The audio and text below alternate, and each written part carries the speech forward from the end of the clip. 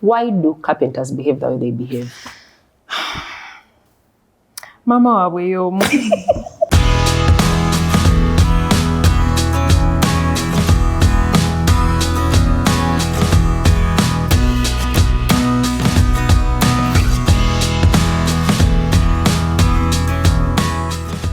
Hi fam, welcome back to yet another episode of Thrive with Mulungi, where conversations bloom. Now today, for you that has ever been there and you've given a furniture maker or carpenter, whatever, if you've given them money and they've not, they've been telling you tomorrow, next week, I have a representative who is going to tell us why they do the things they do. And before we see us, taking off, which I know she won't. Ladies and gentlemen, I am so privileged to introduce you to today's guest on the podcast. And a number of you who are on Instagram, you're not new, or even on TikTok, you're not new to Mary Najjuma Damulira. She is a very talented person. She's very humorous. I followed her for her humor, and she unapologetically speaks her Luganda, which, as someone that was punished for vernacular speaking, when I met her platform, I was like, yeah, this is where I belong. But she's not just that. She's also the creative mind behind Aesthetic Spaces, and we are going to get to know her a bit better.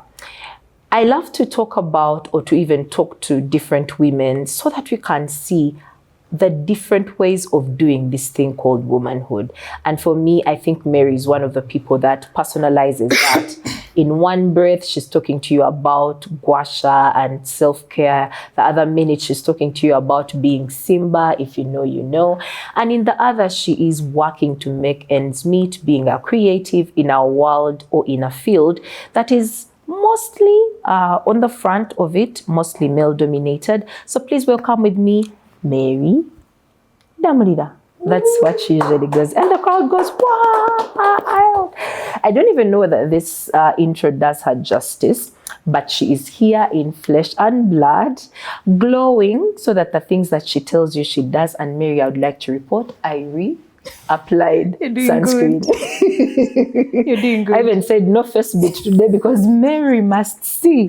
I would definitely, if I were to nickname you, I would nickname you the sunscreen Kononso. Mama Lususu. That went to international school. How are you doing? I'm good, Faith. How are you? I am well. Lovely. My goodness, this has been a long time coming, and I think the most beautiful of coincidences is you texting me at the same time when I was going to text you, and I was like, yeah, that is the sign. But welcome to the podcast. Thank you so much, Faith, for having me. I'm so glad that you're here. So we'll start off with our affirmation. And because I'm someone who I don't believe in telling people when they are lying flat and there are flowers everywhere and they can't hear. I think that it would be very, very unwise to first let you go by and not tell you.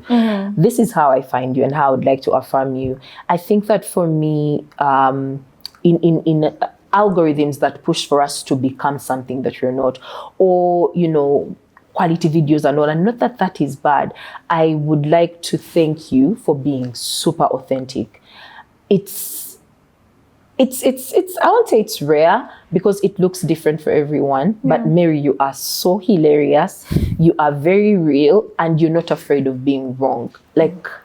That is very interesting. But I also must commend you do such beautiful pieces. Thank you. Please do follow aesthetics_spaces on Instagram and check them out, and you'll know what I'm talking about. I remember there's a time I needed to gift one of my girls. Yeah, I do remember. And oh my goodness, the pieces were so beautiful. She said the customer care was amazing. So thank you for being a bit different. Yeah. Thanks, Faith, for affirming me. Yeah, that goes such a long way for me, actually. I think you're doing really well. Thank you so much. And I hoped for many, many more. Please keep the humor coming in. Keep us laughing. I'll try. I try to do that. Yeah. But also keep giving the algorithm something to challenge itself about. Yeah. They need to interpret Luganda properly. Yes. But we're going to start off with a game. Yeah. We play a game over here called 10 in 30. Okay. And we're going to look to the masses. Yeah. And then you have to answer these questions in 30 seconds without I'll try that. overthinking them. Okay, let me try. You're a that. wise babe, Yeah. I believe. Let me try that. Since you are a gym girly, Yeah. can we start? Yeah. Weightlifting or cardio? Weightlifting. Beach vacation or mountain climbing? Beach vacation. Coffee or tea? Tea. Writing or photography? Photography.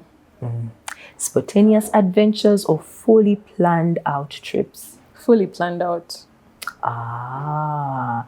Karaoke or the bala? Karaoke, because that has some character. It does. Trying out new foods or sticking to favorites? I would like to say both, but if I have to choose one, trying out new foods. Yeah. Would you prefer learning a new skill or mastering already existing ones?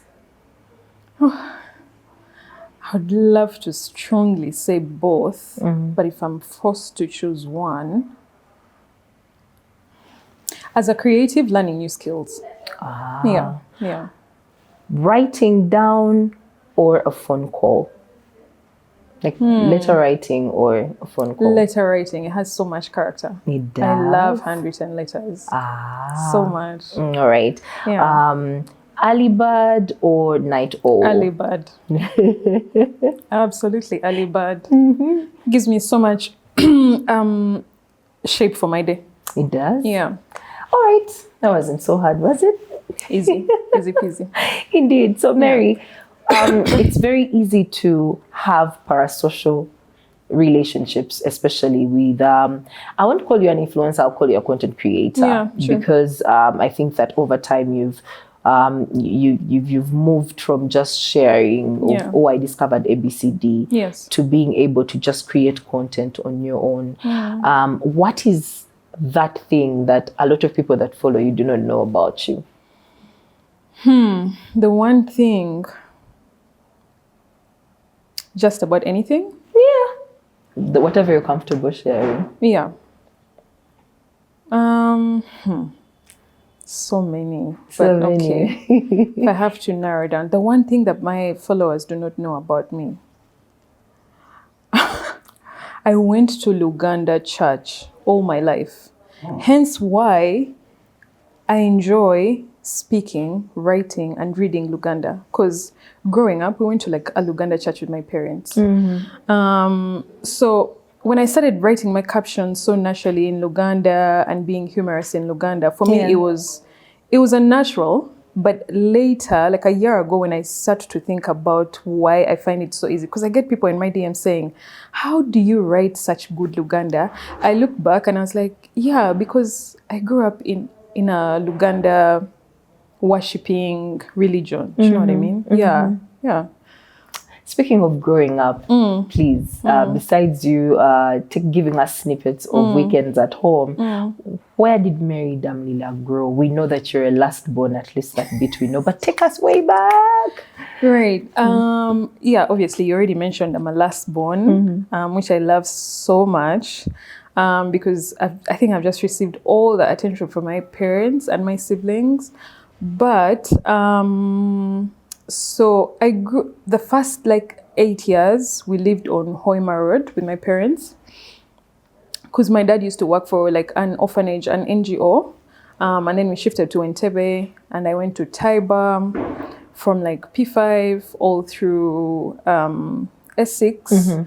I've always been like very sporty. I've played so much sports since I was a child. Basketball, football, Kampala Kids League.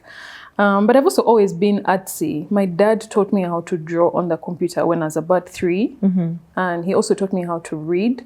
So I grew up, reading a lot, excelling a lot in class. Up until a certain, class. I really loved to like excel so much. I used to read a lot, play a lot of sport. I played with all the community kids at the place where we lived with my parents. Yeah, that's pretty much about it. I've always been a creative, so I knew as time went on, that I'm always going to create or sell, but mostly create. Yeah. That's interesting. Would you describe little Mary as stubborn or adventurous or just down to earth? Because as someone that has partly benefited from like community projects, I do know what it's like to grow up around other children and recognize, you know, your privilege. But for you, what was navigating that? No, definitely stubborn because because my parents, especially both my parents, especially my dad. Aside from him leading me into creativity, because he taught me how to draw on the computer, he taught me how to use the computer at such a young age. But my parents have also given us, me and my siblings, like a right to speak. So for me, I can't eat beans if I don't want to eat beans, right? And so in the typical setting, you come off as a very stubborn person when you have a voice for self, you know, when you can say no, when you can do what you want, when you can choose the unconventional things. Yeah. So I'd say I've always been like a stubborn child because first of all, I've always played with the boys in the community. I played football. I would play till like Katuyo is dropping down. Katuyo is dropping down.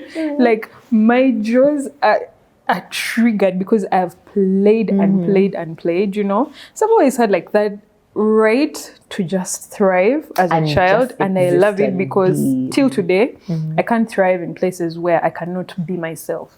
Yeah. That's very interesting. School. What point did you go to Tiber? Oh, I joined Tiber in P5. So the organization where my dad used to work, they had a primary school. So I did P1 up to P4. And then we moved to Entebbe Road. And then I joined Tiber in P5, yeah. Up until S6. I've never, well, I can't say I've never been to any other school because before that, I was in that SOS school. Yeah. But yeah, from like P5 to S6, it's been Tiber. There are a number of stereotypes about Tiber. Yeah. What would you like to debunk for the sake of your OBs and OGs? A lot of people think that children who went through Tiber are not smart. Oh. Yeah, they think that because it was like what I would call a soft life now, because we had good meals and we had... They cane? No, they would not. Yeah, makes sense. What is caning? You would not partake in us. And if a school is not caning me, my parents would not even partake in caning me. So no, we never got any chibok.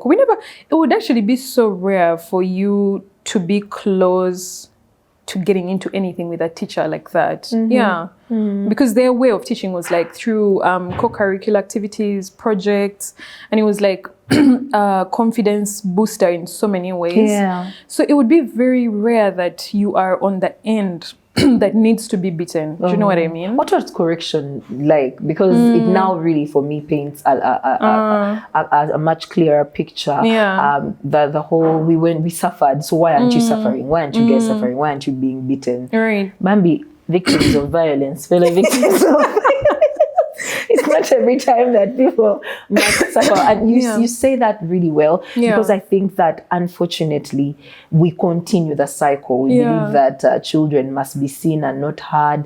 And then, you know, if they wrong us, meanwhile, they've also just gotten here, they need to be chibokoed. So that's a stereotype I had for a very long time about the school. So I kept on wondering, like... Yeah, no, but that's the thing I was explaining, that if you know, the typical way of raising children in Uganda is that you do not explain what you think at their level they cannot understand. But that's a thing we were receiving in Tiber.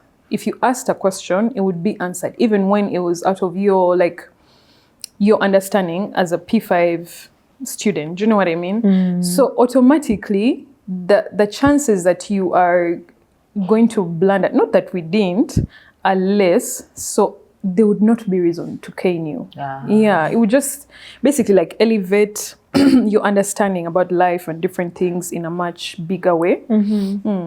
That's a very interesting perspective. Mama, lucky you. Yeah. So let's talk. That was all the way till high school. That was all the way till high school, yes. Like our senior six? Yes. Yeah. Great. Yeah. At what point did woodwork come in? Because I'm pretty sure being an athlete and being able to explore and just have a personality of Mary existing as a personality. For most of us now, these are things we're discovering in our 20s, in our 30s. So at what point did you realize, okay, I'm artsy, but this is what I want to do, aesthetic spaces, etc.? So I have to take this one back to growing up, yeah? Or at least as long as I was able to fully understand. I have watched my dad create. Yeah, he's always he's been into formal employment until when I started uni, but he's always created vintage, collected vintage furniture, collected vintage pieces, built even at the place where we grew up at the orphanage. He always took part in the building of the space, and it's such a unique space. Yeah, it's not the typical Ugandan way of building. So, but when I was a child, I started drawing. I was really into drawing, my crayons and pencils, yeah. So with every stage came a different level of creativity. Then as I got to, let's say P5 up to P7, I'm trying to think about what artsy things I used to do. Most definitely creating with color. And as I go to high school, I've always had, I like to think I have a very unique taste when it comes to fashion, all right? But then I also did textiles from S1 to S6, if I'm not wrong. I know I did textiles for sure. And art, right? And those were very close to my heart because I've always loved to create. My hands are always creating. You can tell even when I came in here, I'm always color coordinating and choosing what matches with what, right? And then I went to uni. I actually did public health. Now that's another thing people don't know. Yeah. What? Yeah. And it's funny because if ever I left what I'm doing now, interior styling and furniture making, I would comfortably go back into public health and I would thrive because I think I've always been I choose things with mind. Yeah. So when I was choosing that course, I thought about it. I didn't just say, oh, I'm a creative, but let me just go through it. Yeah. Even though I knew going through uni, I'm still gonna be a creative, yeah, once I'm done here. Yeah. So after that, after uni, I still helped my mom because my mom makes fabric. So I used to help her. We used to work together. And then 2020, I found my hands creating, yeah, creating furniture, creating interior decor.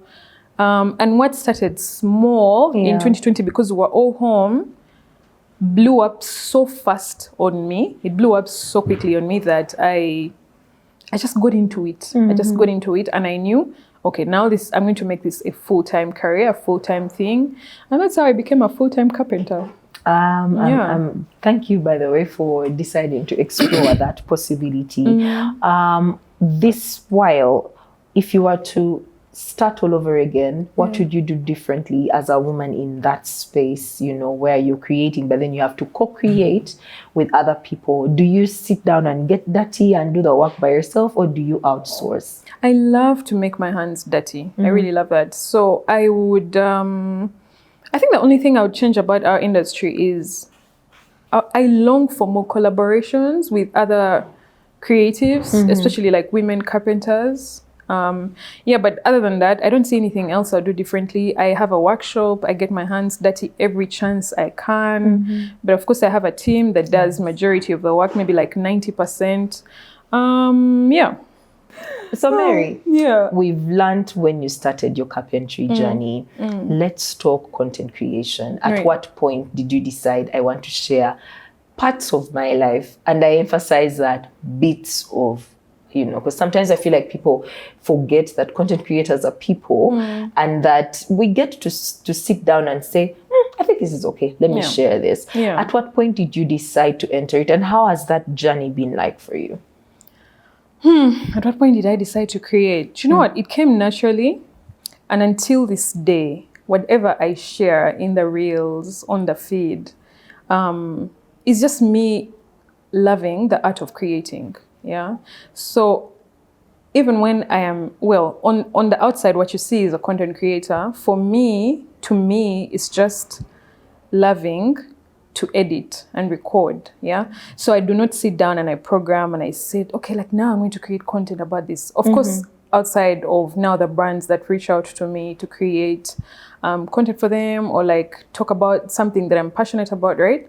I'm just always sharing things that I love in a way that I love. And that's why you can tell even through my editing or the way I record that I'm just doing something I love to do, to record and edit and put out.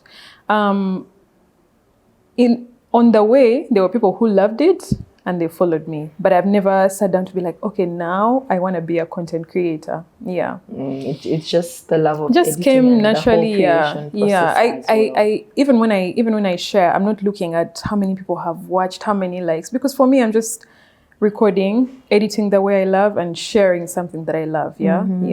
What are some tips you'd give to someone that is trying out? Because there's so much pressure. The algorithms are always changing. The rules are never ending. Yeah.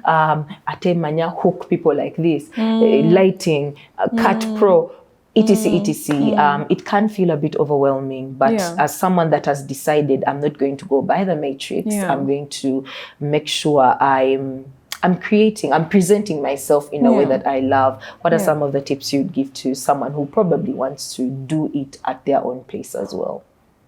I think just create as how you know how to, because the fact that you are considering it, right? That should just show you something. If you want to sit and record yourself eat matoke and that's your niche or that's the type of video you love to put out, I'm going to follow you because I love to watch people eat. Even when I'm not such a foodie, I enjoy watching like certain weird videos, you know? So just start how you know how to. The fact that you are already considering it, that's your niche, that's your calling. No one can do it like Mary. No one can do it like you out there thinking about it. Yeah. So just share how you know how to. Yeah. And then you get to... Yeah, because there's so many also followers that I watch who never show their faces. And I love it so much. Like we just follow them for their cleaning videos. You'll never see their face, just their hands. And we are hooked. So you do you. So you find what works for you and thrive in that space. Yeah. I also would like to know, as someone that shares with us like skincare and all, where did you become an enthusiast? Oh, good question. Yeah. You know, when I was coming here today, I was like, is Faith going to ask me this? Because if she does, So the thing is, I've had acne for such a long time. And as in, I've had it for so long that now it becomes a chikubuza, right? When people meet, they're like, your face, as if you don't see it. Do you know what I mean? And now I had tried so many things. First of all, I'd gone through the phase of going to my mom's kitchen, tomatoes, onions, vinegar, turmeric, lemon, turmeric, everything. Do you know what I mean? Then now I went through the phase of my sister who lived in Dubai, then would just bring me all these products. Anything I would see trending, she would bring. Garnier, L'Oreal, whether it was for dry skin, oily skin. Do you know what I mean? Yeah. And so when we got done with high school, me and my best friend Heta, who passed away actually, we used to dream of good skin. And we're like, shall we ever get there? Because it was such a thing, like it would kill my confidence from like 100 to like 30%. And yet I've always been like a very confident person. But the acne I would not want to go out. Like if my friends called me for brunch, and I had acne up to all the way like 2021. So randomly, this one random day, I was on Instagram and I found Bruna. She owns Skincare Corner, right? She had sponsored a post. I followed her. We talked here and there, and then she started recommending things. I stuck by them. But then also like I was willing to study and know what actually will heal this acne, not just picking up like trending products, right? So I kind of got into it with her. I did so much research because I enjoy doing research. I'm not a lazy person. Like if I need something to help me go through, to understand something better, if I'm applying for a visa, if I'm going to do anything, I'll take my time to find out on my own. I'll not be calling my friends saying, tell me about this. I'll do my own research, right? So I did so much research, and then I got onto the skincare when I had recommended. It worked.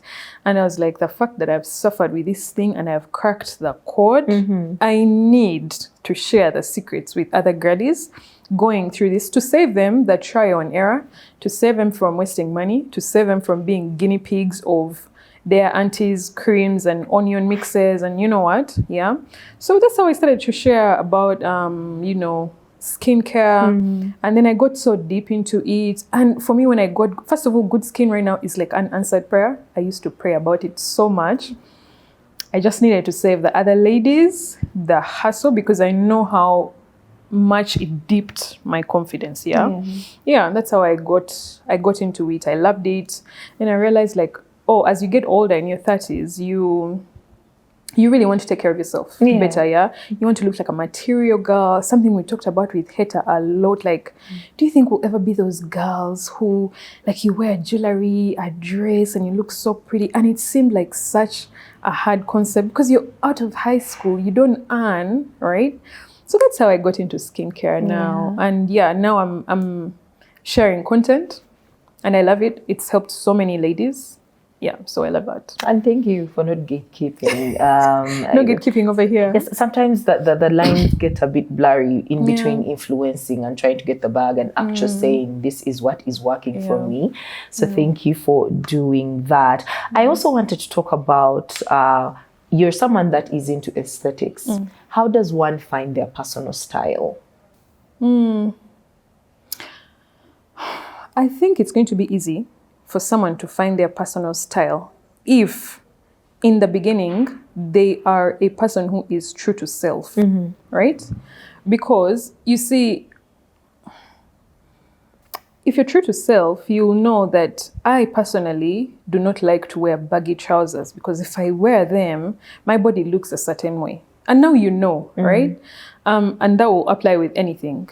Your house decor, how you want the furniture you include in your house, your personal aesthetics. Just be true to self. Yeah, if you like diras, stick to diras, right? Because you know why they look good on you, right? Just be true to self. For me, I would actually just, if I could define aesthetics in one word, be true to self. If you love trending styles and fashion, please be true to self. Embrace that. That's personally not for me. I don't think I'm fashionable. I think I'm stylish, because when you are stylish, what's the difference? Fashionable, you go with trends. Anything that pops up, baggy jeans, twala tugende. Skinny jeans, twala tugende. Right? But when you're stylish, you know what actually works for you. Not in a rigid way, but you know what truly works for you. You don't chase trends. You go for the things that typically will look good on you, are for you. Yeah. There is something that you share, especially on your stories, and I hope it's okay for us to talk about it. As someone that references her parents so much, you had to make a decision of moving out of home. And you are someone that, again, for me, going back to the authenticity conversation, the loneliness that comes sometimes in your 30s or in just staying alone.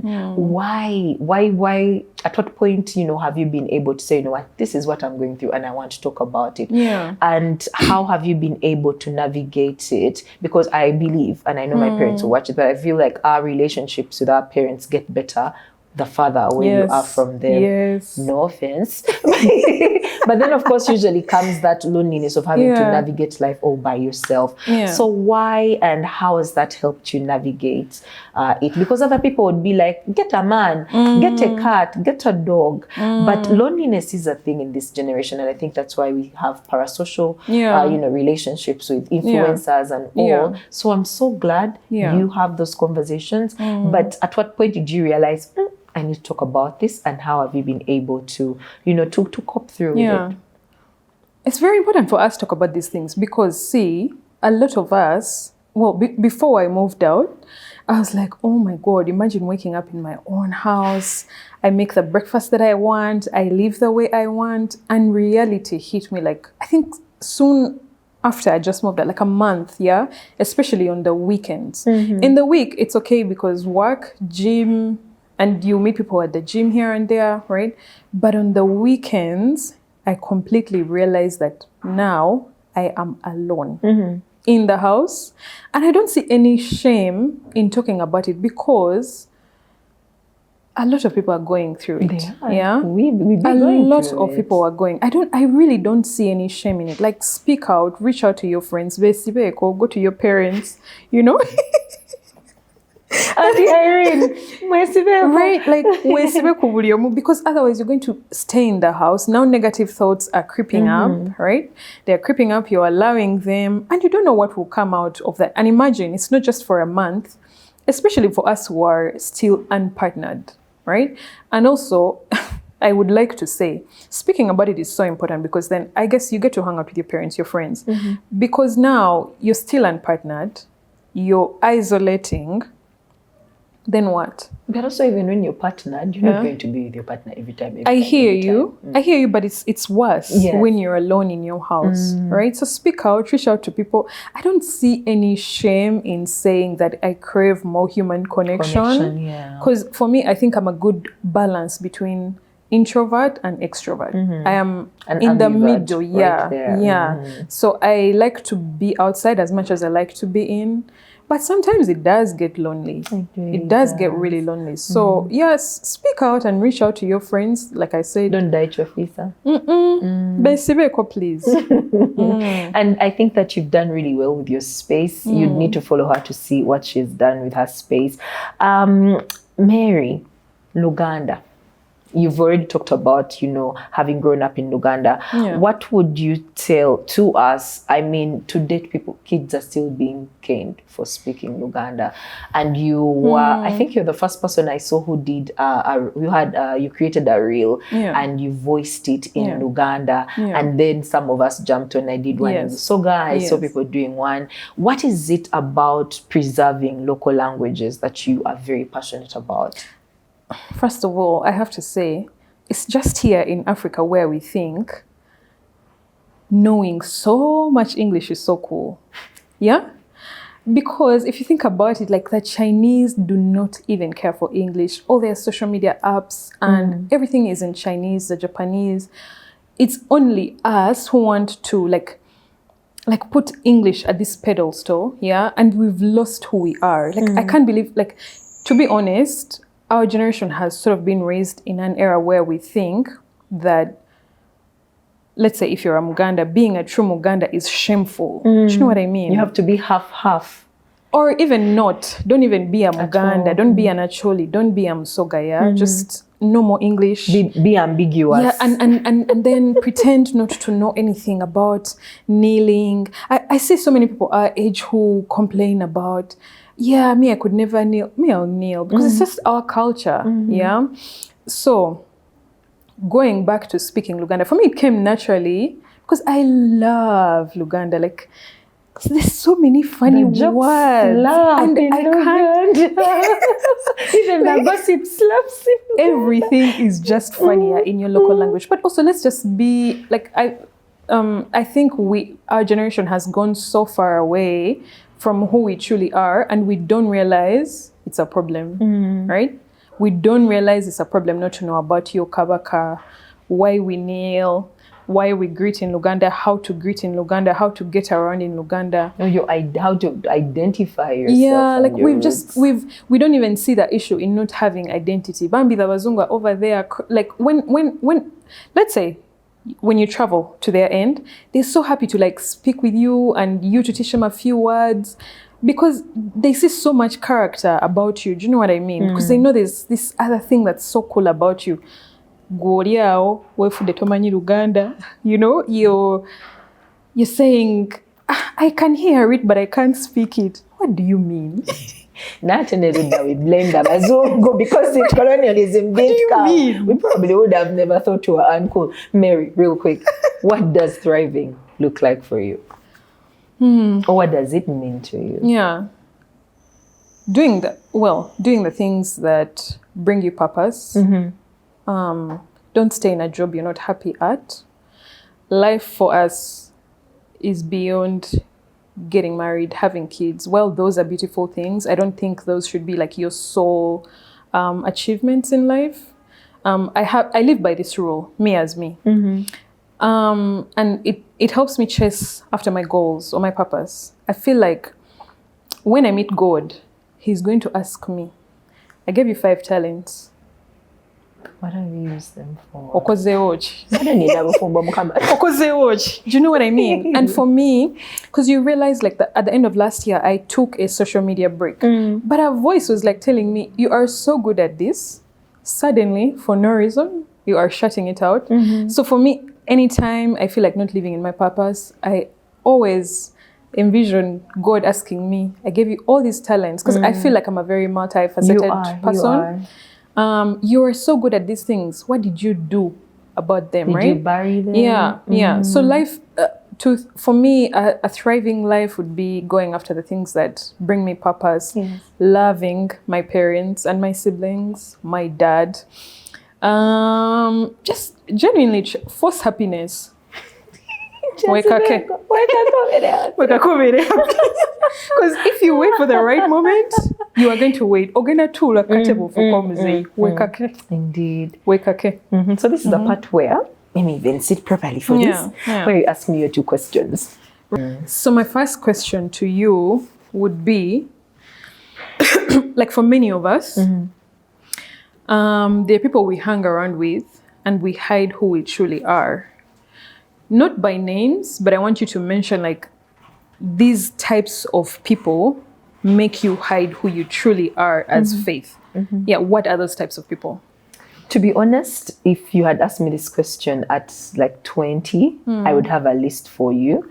But I'm, like we were talking earlier, I'm so glad to be in a space where I do not know how else to present other than being me. I'd rather you say, man, that baby's too much. That baby's too uptight for me. So at the moment, I've had to walk away from spaces like organized religion, or, you know, I've learned to be like, this is nice, but I'm not welcome here. So I honestly do not have.